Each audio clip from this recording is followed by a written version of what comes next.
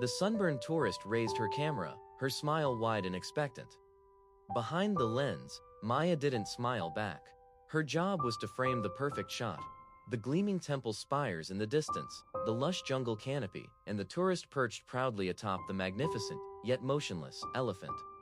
The animal's skin was a roadmap of wrinkles that looked less like age and more like weariness.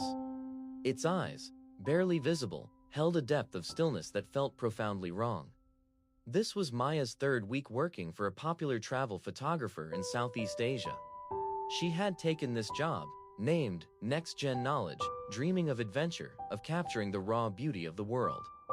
But the reality was a parade of holiday makers seeking the perfect, picture postcard experience, their everyday, transformed into a curated fantasy. And part of that fantasy, it seemed, was an elephant ride. The handler, a man with a hard face and a sharp, metal-tipped ankus hook resting casually against his leg, jabbed the elephant's knee.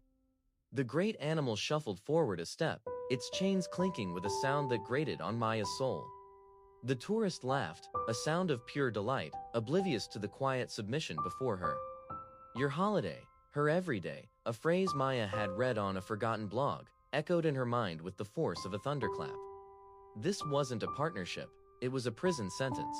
The elephant's everyday was one of servitude, of carrying strangers on a back not meant for such weight, of following commands born not from respect but from fear. Later, as the tourist happily swiped through her photos, she gushed to Maya, "Wasn't that incredible? So majestic, I've always wanted to ride an elephant." Maya took a deep breath. This was her moment. It wasn't about shaming the woman, it was about offering a different kind of knowledge.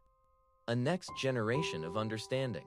They are majestic, Maya agreed, her voice gentle. Did you know that an elephant's spine is not actually designed to carry weight like that? It's one of the reasons why, in the wild, you'll only see young calves riding on their mothers' backs for a very short time. The tourist's smile faltered slightly. Oh, I didn't know that. It's something a lot of people don't, Maya continued. I've been learning about a sanctuary not far from here.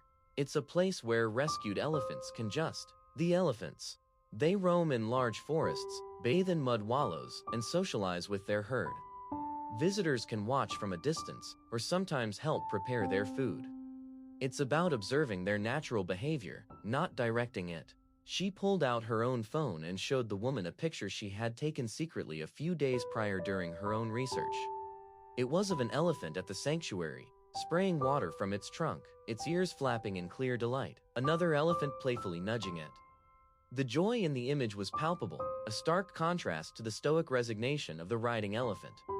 The tourist was silent for a long moment, looking from the joyful image on Maya's phone to the posed photo on her own camera screen. The hook of a new awareness had been set. The fantasy was crumbling, replaced by more complex, more honest reality. I think I'd like to visit that sanctuary tomorrow, the woman said softly. Could you send me the information? That small exchange was a victory, but Maya knew true change required more. That evening, she sat down with her boss.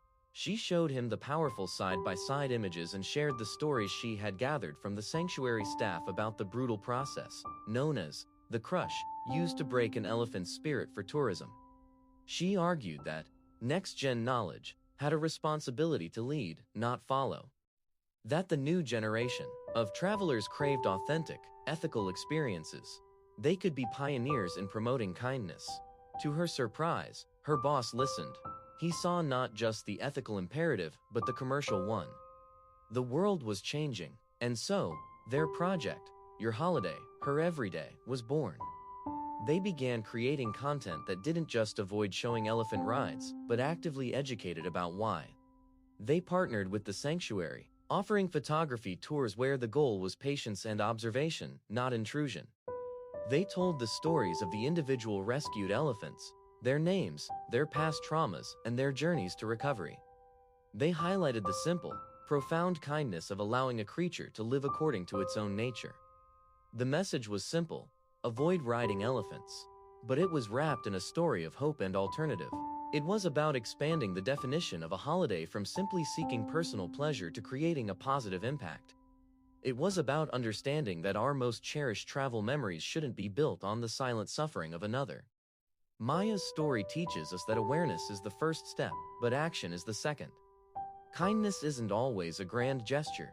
Sometimes, it's a quiet conversation with a tourist, a persuasive proposal to a boss, or the conscious choice to book a different kind of tour. It's recognizing that our desire for adventure should never come at the cost of another's well-being.